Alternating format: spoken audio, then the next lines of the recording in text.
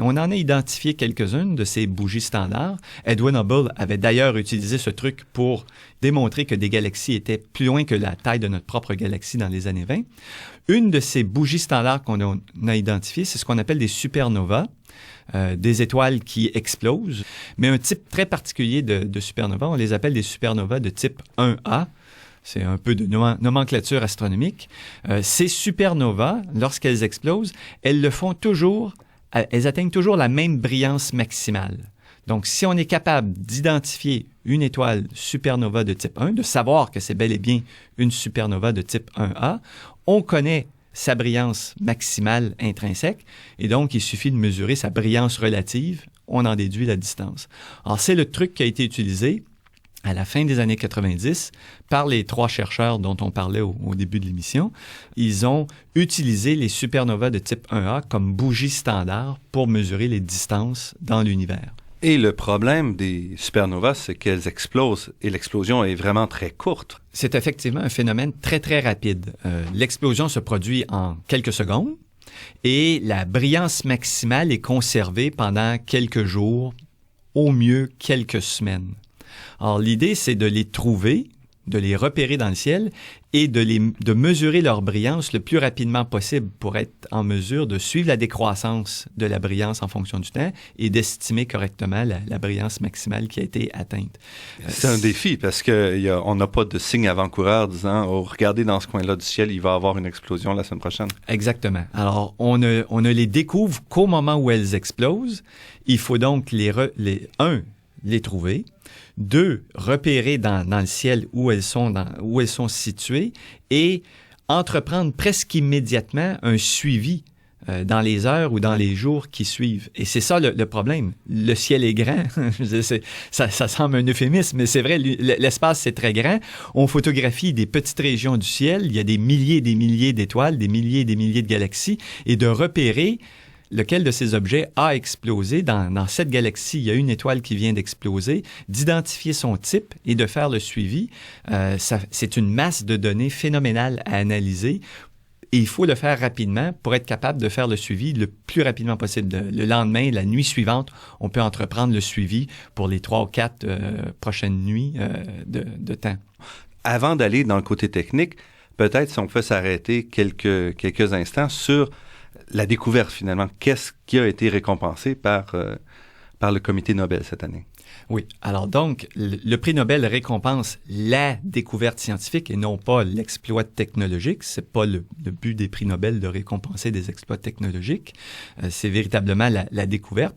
Et à la grande surprise, en fait, ce qui s'est produit, c'est que les chercheurs qui faisaient partie de 2 équipes indépendantes, il y avait une compétition semi-amicale, disons. On veut toujours avoir la réponse avant l'autre. Mais donc, les 2 équipes cherchaient à mesurer justement le taux d'expansion de l'univers, ce dont on parlait il y a quelques minutes, et de démontrer est-ce que cette expansion se poursuivra indéfiniment ou est-ce qu'elle va ralentir. La grande surprise, c'est que non seulement ça va se poursuivre indéfiniment, mais plutôt que de ralentir, ça s'accélère. L'univers est donc en expansion, mais l'expansion ne ralentit pas. L'expansion se fait à un taux de plus en plus grand. Alors, au milieu des années 90, il y avait quand même une tendance à dire on va arrêter de croître, puis on va peut-être même avoir un univers plat à la fin. Donc, exactement. Il y avait encore ces 2 modèles concurrents, soit l'expansion indéfinie, éternelle, à taux constant, ou bien l'expansion qui ralentit et donc éventuellement le recroquevillement. La découverte, c'est qu'il n'y a pas de recroquevillement, il n'y a même pas une expansion à un taux constant, c'est une expansion qui s'accélère. Plus le temps passe, plus les galaxies s'éloignent rapidement les unes des autres. Malgré le fait qu'il y a la force gravitationnelle qui devrait normalement les ralentir, il y a de toute évidence quelque chose qui pousse sur les galaxies, qui pousse sur le tissu de l'espace, qui le force à s'étirer de plus en plus vite. La découverte fondamentale là-dedans, c'est qu'il y a une composante de l'univers dont on ignore la nature, mais qui contribue à pousser l'expansion de l'univers en accélérant, donc qui joue le rôle d'une antigravité. Ça, c'est véritablement révolutionnaire, là. À la fin des années 90, la découverte date de 1998, personne ne s'attend à ça. Il y a quelque chose qui joue le rôle inverse de la gravité qui force l'univers à prendre une expansion sans fin accélérée. Et donc, c'est la raison pour laquelle on attribue le prix Nobel. C'est cette découverte de quelque chose d'absolument mystérieux auquel on a accolé un nom qui ne fait que refléter notre ignorance du phénomène. C'est ce qu'on a appelé l'énergie sombre ou l'énergie noire. Et c'est pas quelque chose de négligeable. C'est pas comme on a l'univers qu'on connaissait, la matière, l'énergie qu'on avait déjà calculée pour comprendre les galaxies.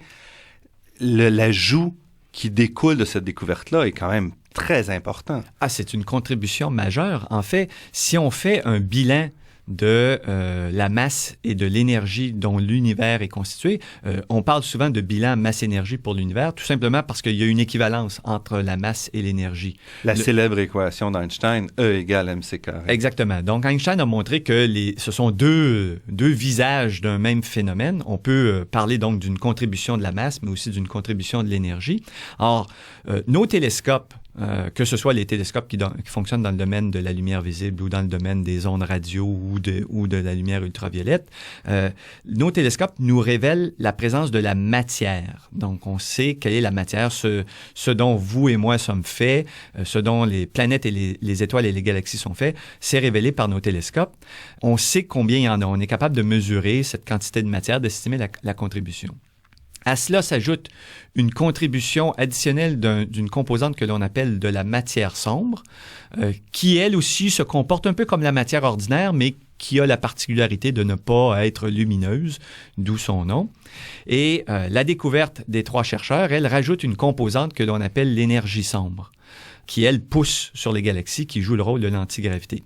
Si on fait un bilan, après analyse des résultats, si on fait un bilan, on constate que la quantité de matière ordinaire dans l'univers, ce dont nous sommes tous faits, contribue pour environ 4 à 5 % de l'univers uniquement. La matière sombre contribue quelque part entre 20 et 25 %. Et donc, tout le reste, entre 70 et 75 %, c'est de l'énergie sombre. Donc, la découverte des 3 chercheurs, de Perlmutter, Riess et Adams, c'est qu'ils révèlent que 70 à 75 % de l'univers est constitué de quelque chose qu'on ne connaît pas.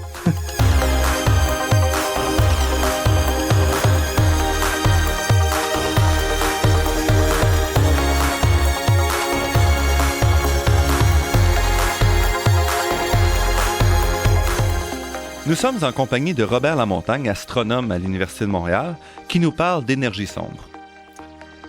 La découverte de l'énergie sombre multiplie donc par 15 la quantité d'énergie dans l'univers? Oui, exactement. On ne s'attendait pas à ça. On pensait qu'il y avait de la matière ordinaire, beaucoup plus de matière sombre, mais que c'était tout. Là, il y a soudainement une nouvelle composante et on accole, comme je disais, le nom d'énergie sombre à ça parce qu'on ne sait pas ce que c'est. Ça fait très Star Wars, finalement. C'est comme la force dans l'univers, mais on ne sait pas ce que c'est. Cette découverte-là remet donc en question, peut-être pas complètement, de manière très importante à tout le moins, tous nos modèles de cosmologie et même les modèles physiques de base des particules et de notre compréhension des forces fondamentales. Oui, tout à fait. Il y a une composante de l'univers dans lequel on vit qui est qui était inconnu jusqu'à présent. C'est aussi fondamental que la découverte du proton, du neutron, du neutrino. On a parlé un peu des neutrinos récemment dans la littérature parce qu'ils iraient plus vite que la vitesse de la lumière. Donc, c'est aussi fondamental que ça. En fait, c'est le constituant majeur de l'univers. À petite échelle, sur notre planète, ça a peu d'incidence, mais à l'échelle de l'univers, à l'échelle du cosmos, c'est une contribution qui domine tout, finalement. Et si on revient un peu, après cette découverte importante, peut-être plus terre à terre un peu, le rôle finalement des développements technologiques qui nous a permis de comprendre ça. Est-ce qu'on aurait pu faire cette découverte-là au milieu des années 80, par exemple? Non, en fait, la découverte des 3 chercheurs, la technique qu'ils ont utilisée est un résultat des performances des ordinateurs.